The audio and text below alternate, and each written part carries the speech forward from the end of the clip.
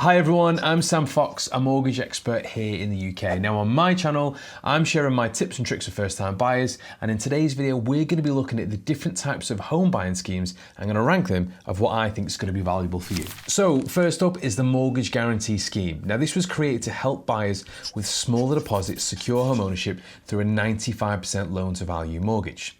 Now the most important thing for these, or the biggest benefit, is the low deposit requirement, and the government would guarantee 95% of the loan as well with the lenders. Now there is a property price cap with this scheme, and it applies up to homes up to the value of £600,000. The good thing is it's open to first-time buyers and home movers, and it's available on new and existing homes as well.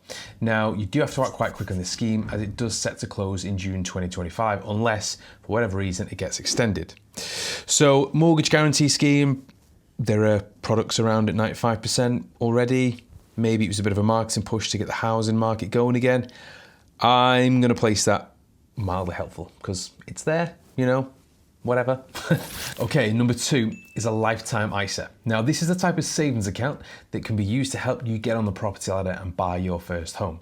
And here's how they work. So you can save up to £4,000 per year, and the government then adds a nice little 25% bonus on there, up to £1,000 each year, quids in. You can use it to buy your first home up to a value of £450,000, or you can use it towards your retirement. Now you must have the account open for at least a year before using it towards the deposit, and if you withdraw anything outside of that, then there is a penalty to pay. So you use this wisely for the two intended purposes anyway. So looking at the lifetime ISA, this one's fairly straightforward. I'm going to say yes, yes, and yes again, because it's free money into a savings account that can grow over time. Why wouldn't you want to use it? Number 3 is shared ownership. Ideal for homeowners who are struggling to save for a large deposit, or prospective homeowners should I say, that it's going to help them buy a property that meets their needs. Now instead, the UK shared ownership scheme involves purchasing a percentage of a home that you can afford, and that's typically anywhere between 10% or 75% of the property's market value. Then you have to pay rent to a landlord, often a housing association, to cover the remaining sum. So things that we can look at, you can staircase to 100%, so you might buy a 25% share, and over the course of time you own it all. You can buy it with a small deposit. Some lenders will actually do it with no deposit. It means having a shared ownership, you can get access to a larger property that affordability may not have permitted, or your deposit may not have permitted, but it's not designed to make loads of money in the future, and it can be quite restrictive to sell in the future. Now loads of people have had say to me, shared ownership's a scam, why would you want to do it? But if you're in those circumstances and you meet the criteria, it could be the perfect way of you owning your first home. So when it comes to shared ownership, I actually really like the scheme. I don't think there's too much negative around it. Yeah, you still got to pay a bit of rent, but you can still own a piece of a property and build up your equity. So I'm going to give shared ownership actually not that bad of a scheme. That's where I put that one. Okay, so number 4 is going to be deposit unlock. Now, the deposit unlock is a builder-backed scheme designed to help home buyers secure a 95% mortgage on new build homes specifically. It makes getting a mortgage easy because the scheme reduces the risk for lenders, encouraging them to offer competitive rates. So a couple of key highlights on this scheme: you're only going to need a 5% deposit, which is great if you're struggling to save. And as we know, new build prices might be getting quite a bit expensive. Now, it's available on new build homes for participating developers. The maximum purchase price of the property is 750 grand, but some lenders may have their own limits, so we need to check that out as well. Now, unlike other schemes, there's no government involvement, so this is backed by developers, and you know, they negotiate all them sorts of deals for you. Now, you still do need to pass affordability checks, so things like income and credit score really matter. And first-time buyers and home movers can access this. Basically, anybody buying a new build home from a participating developer. Now, wondering whether the scheme's right for you, if you do have a small deposit and love the idea of a brand new home, it can be a great option. However, compare mortgage rates and speak to an advisor to make sure that you're going to get the best deal on that one. So looking at the deposit unlock scheme, it's kind of all right. I'd kind of put it towards a mortgage guarantee scheme, can be quite limiting, new build only, you might still have to pay higher interest rates. So I'm going to say deposit unlock is mildly helpful. All right, then let's take a look at the first home scheme. So this launched in around 2021, and it was to help local first-time buyers and key workers get on the property ladder. So the key points here is that you can get 30 to 50% off the purchase price of a new build home for participating developers. It's available to first-time buyers who meet local income and price limits. Now you still need a mortgage, but a smaller loan means smaller monthly payments. Now some of the homes are reserved for key workers, veterans or local residents, so you do need to make sure you're checking the eligibility in your area. And it's important to note that the discount stays on the home forever, which then helps future buyers as well. So it may be seen as a bit of a limitation having that caveat on there as well.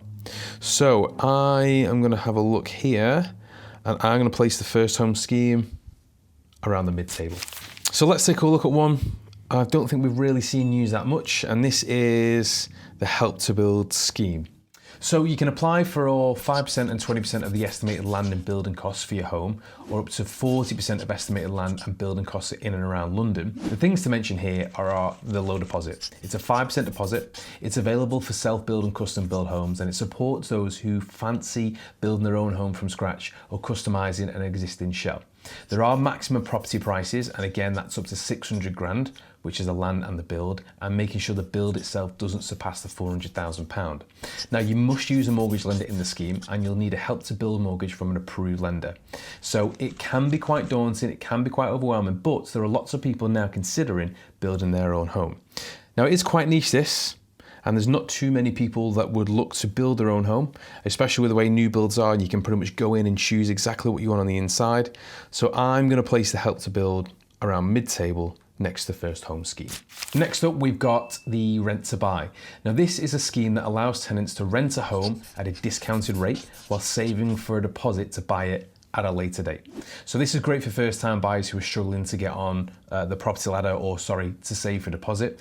So rent is usually 20% below the market rate, which helps tenants save. As we know, rents can be quite high. Now, this scheme usually applies to new build homes from housing associations, meaning you get something a little bit newer, maybe a little bit bigger, and to your specifications. Now, tenants must buy the home before the scheme period ends, which is typically 5 years, and there's no direct discount on the purchase price. So Rent to Buy could be a great scheme, gets you in the property, the rent's a little bit cheaper, but you do need to buy the house in the 5 years.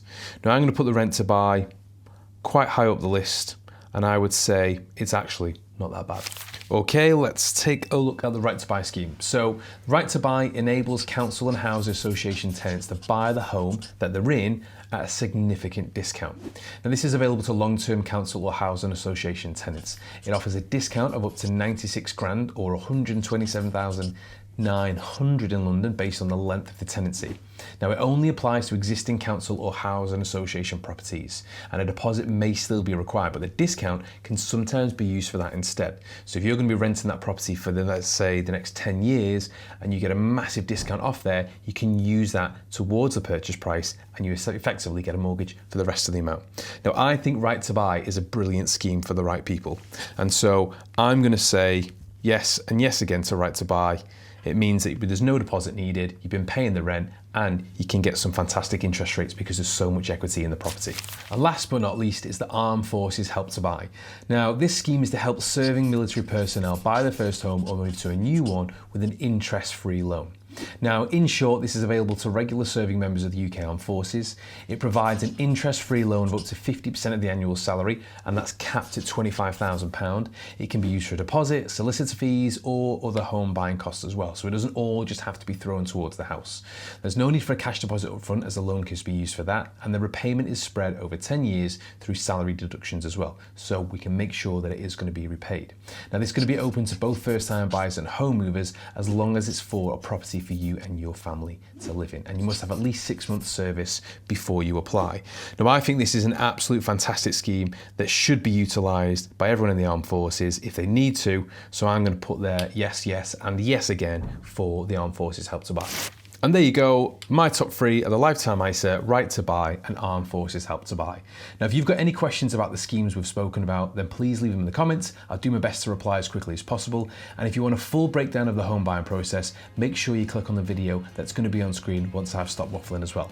Before I forget, one final thing, First Time Buyer Guide, it's in the description down below. Download it, use it, let me know if you've got any feedback. And also remember to like and subscribe. I'll see you next week for another video.